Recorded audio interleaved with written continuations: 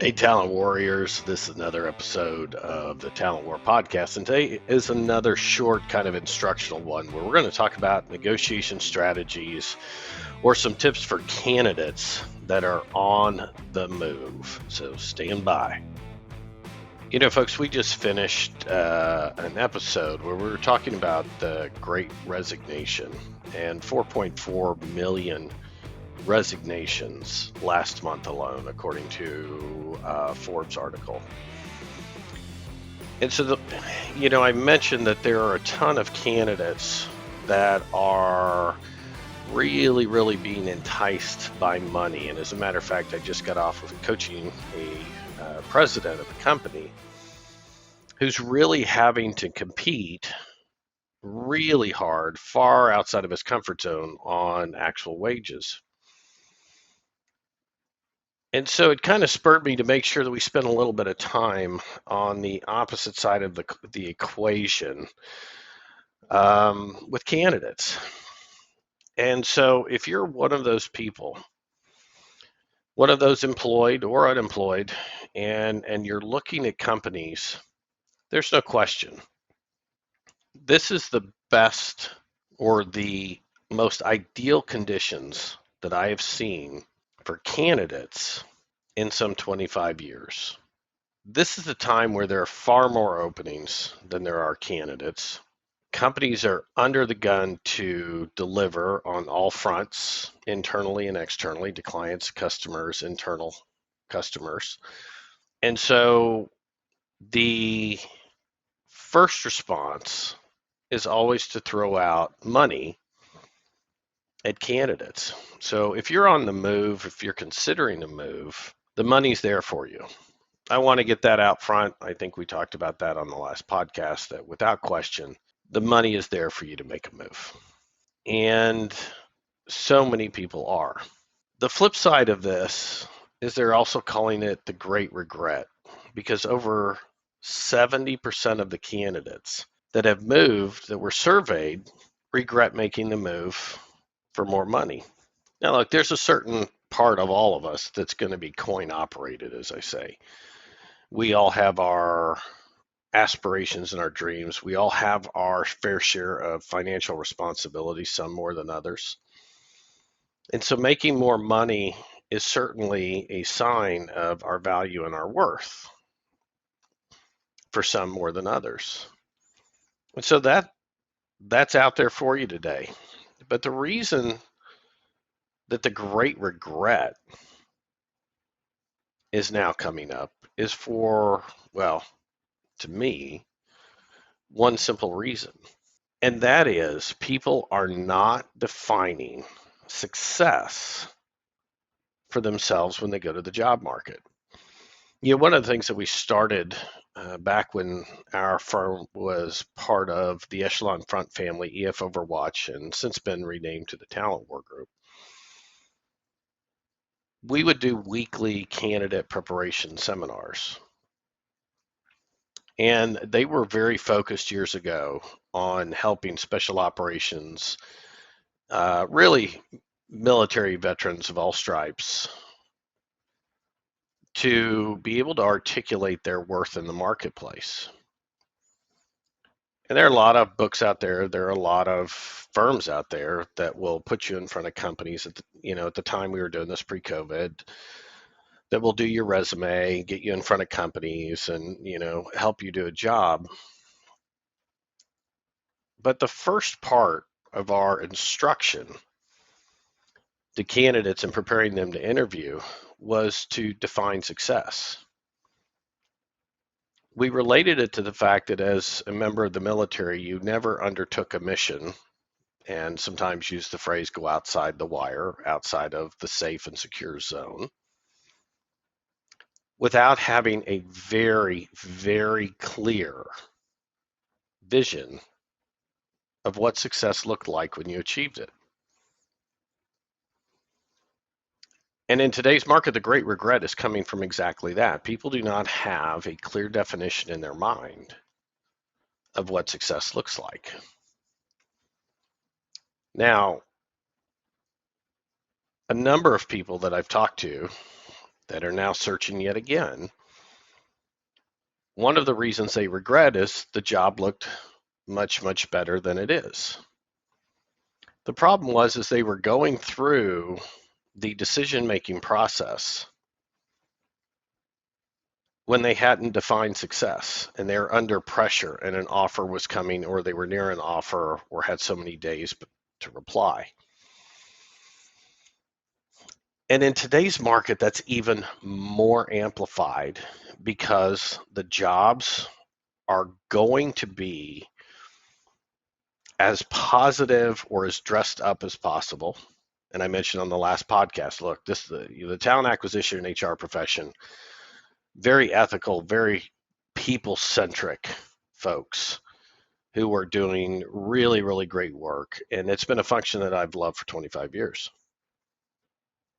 But under enormous pressure, they are going to make their job descriptions, their briefings of the opportunity, if they're on the phone or on Zoom with you, absolutely look like the greatest thing they possibly can because that's their job.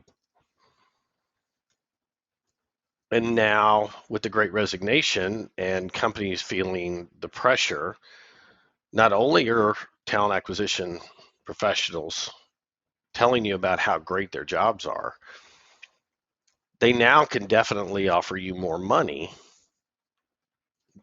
than your current role. And so if you have not defined success, that job is going to look really, really good to you. That money is, in many cases, might be a game changer for you. But the regret comes from what it takes to earn that money, what that environment's like, what the work schedule is like, what the boss is, the leadership, what the culture is like. And the regret is that people didn't realize how great they had it. So my advice to those of you that are considering a move, that are out in the market, or fielding calls, fielding LinkedIn messages, email messages, etc., is before you take any of those calls, take a very, very hard look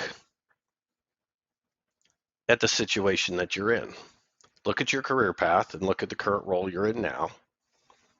Look at your leadership, look at your culture, look at what you've gotten used to and comfortable with, what you like, what you don't like, what you may have in a year or two with that company, what your earning potential is, what your promotion potential is, what your learning potential, especially, like what additional skills, because you're going to get them faster and you're going to gain experience faster, generally speaking, in the same company. So take a hard look at that. Once you've done that, then you need to say, okay, here's where I know where I am in my career. And ultimately, in the next 2, 3, 5, or 10 years, this is where I see myself with this title, this compensation, this industry. This is what I'd really, really like to be doing. And then ask yourself, can I get there where I am? Is this given me the skills, the competencies, and the experiences to reach that? Because that's a lot.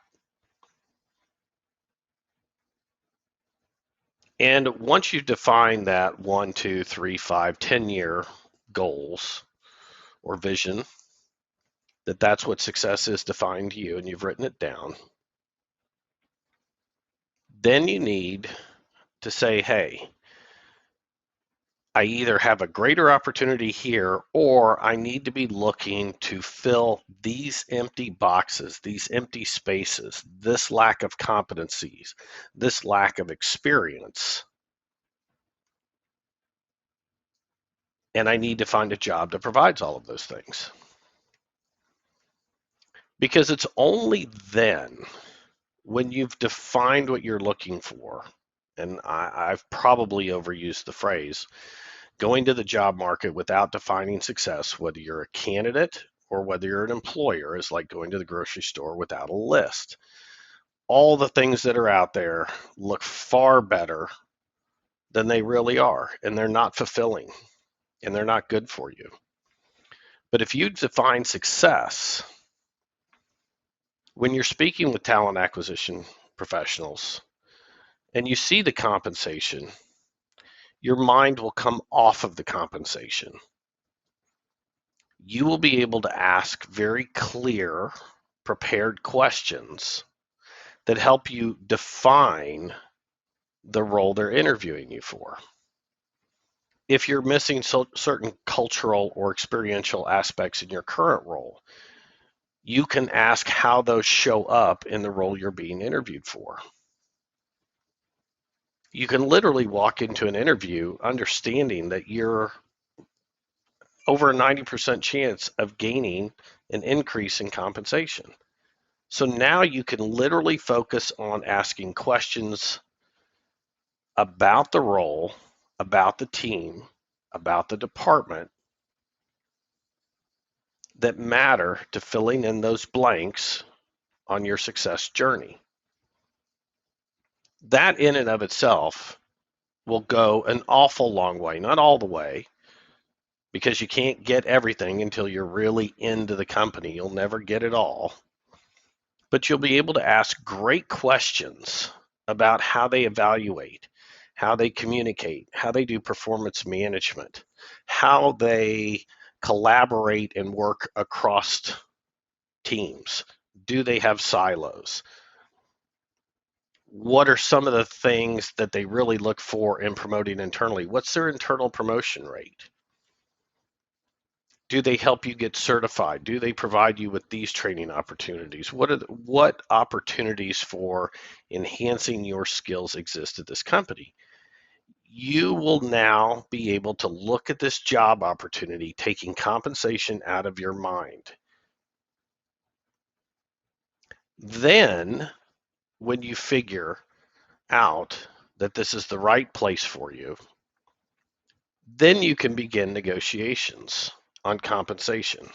Now, I do want to put in the big warning, the big caveat that I've always told candidates is that control never switches to your hands until an offer is made.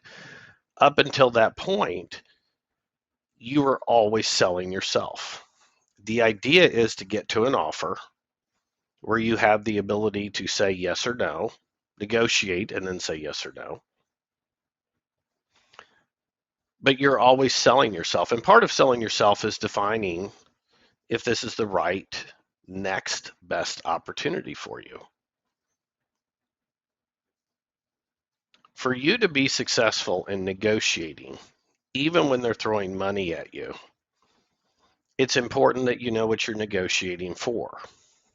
Maybe this is the wrong title. Maybe this is the wrong level. Maybe it's the wrong department, but it's generally speaking the right industry and right company. You have to define success. You can assume for the time being that the money will be there.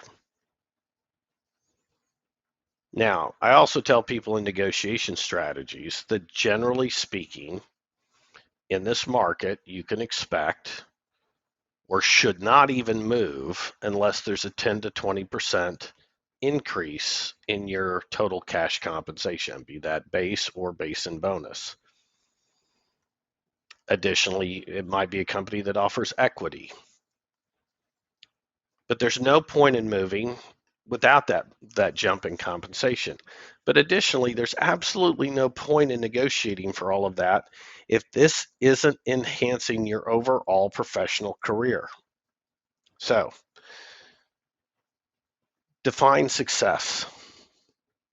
Evaluate where you are, your leadership, the potential for other roles in your company, the potential for new experiences in your company. Communicate that you'd like more if it's available. Make sure that you're looking at your own current role with a very clear eye to all of the things that come in a profession. And don't simply look at the money. The money's going to be out there.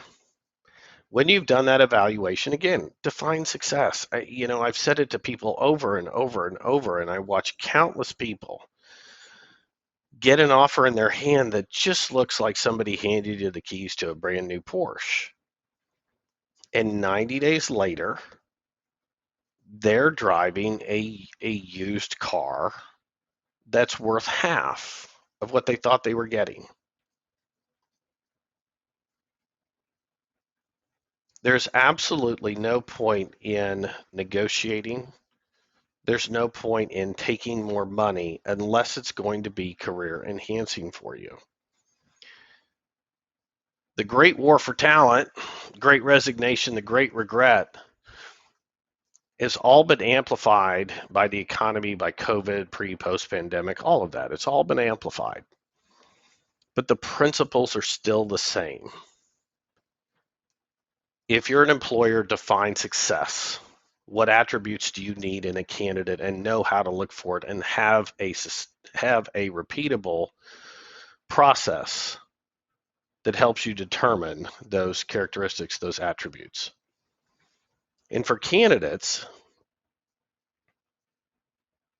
I'd love to tell you how to negotiate for a higher salary, but it's actually gotten a whole lot easier. But unless you've defined success, unless you know yourself and what you're bringing to that company, unless you can clarify that role to make sure that it is the next best opportunity for you, your negotiating skills are just getting you closer to the market without a list. The money's going to be there, but make sure that that money is worth it, and what you're giving up, you're gaining a whole lot more in experience, in competencies, learnings, development, and then compensation. Compensation is one part of what a company can offer you. Many times it obviously is a pretty important part. But there's some jobs, no matter how much they pay you, you're not going to want, and make sure you understand what that looks like. If you're going to be part of the Great Resignation, do not become part of the Great Regret. And if you're a professional that's focused and driven on achieving more money, more significant title, a larger scope, and a far greater ability to impact, you need to define clearly what that is. I hope in some way, shape, or form that this helps out a little bit. But this market is a little bit crazy right now, and it will be for a little while for both employers and for candidates. There's no getting around it. But for employers and candidates alike, don't get away from the basics. Make sure you've defined success, whether you're hunting for talent or whether you're hunting for your next career. Define it, write it down, get clear, and make sure you know you are looking for the right things so you can achieve mission success. Today's Friday that we recorded this on. I don't know when you'll listen to it, but I hope your next weekend coming up is a productive and safe one. I hope it's a successful one for both employers and for candidates, and understand that all of this will pass. But in the meantime, stick to the basics. Grow your talent, whether you're an employer or whether you're a candidate. Grow your own talent, your own skills, competencies, and experience, and the money will follow. And with that, we're out. And thank you for listening to the Talent War podcast, where we discuss all things talent, focusing on a talent mindset, the core belief that the only true competitive advantage you can hope to achieve and maintain is your talent. Join us for the next episode of the Talent War podcast on Spotify, Apple Podcasts, or wherever you get your podcasts. And if you like what you heard, subscribe and please leave a review. Connect with me on Talent War Group's LinkedIn, Facebook, Twitter, or Instagram accounts, and send your comments and inquiries to media@talentwargroup.com. The Talent War podcast is brought to you by the Talent War Group, management, consulting, and executive search firm. We work with you bringing services like talent acquisition, leadership development, executive search, executive coaching, seminars, speaking engagements, all to create talent solutions for your most pressing business problems. To get started, visit us at www.talentwargroup.com.